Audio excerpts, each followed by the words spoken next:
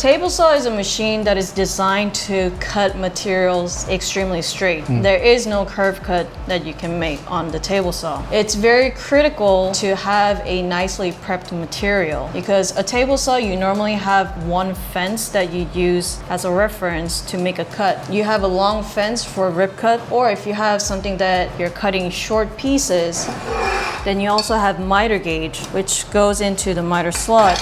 And that becomes a fence that you use. So that's fence and fence for rip cuts, right? And that is miter gauge. Yep. Goes into this slot, and that's for making cross cuts. Cross cuts. Exactly. What's a rip cut and cross cut? So rip cut is a cut that you cut along the grain.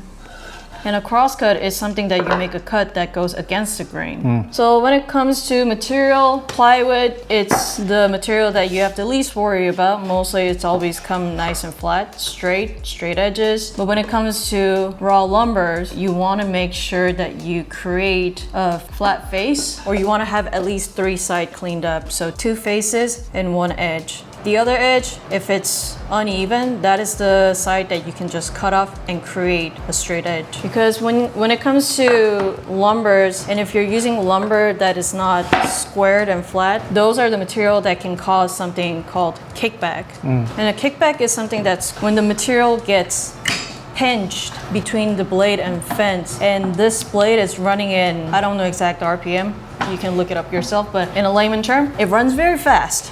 So in a fast running blade, when this material get caught and get pinched, it can easily catch the material and then shoot it right back at you.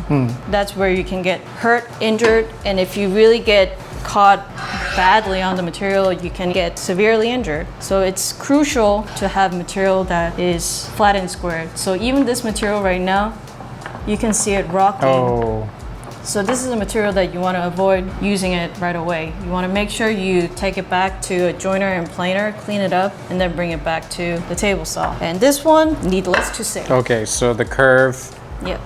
that way. So no matter what, there's not going to be 3 sides. And then because there's gaps here, that also means not flat. And it's ripply. This is right now a completely rough material, so it is not ready to be used for the table saw whatsoever. You can also see it rocking.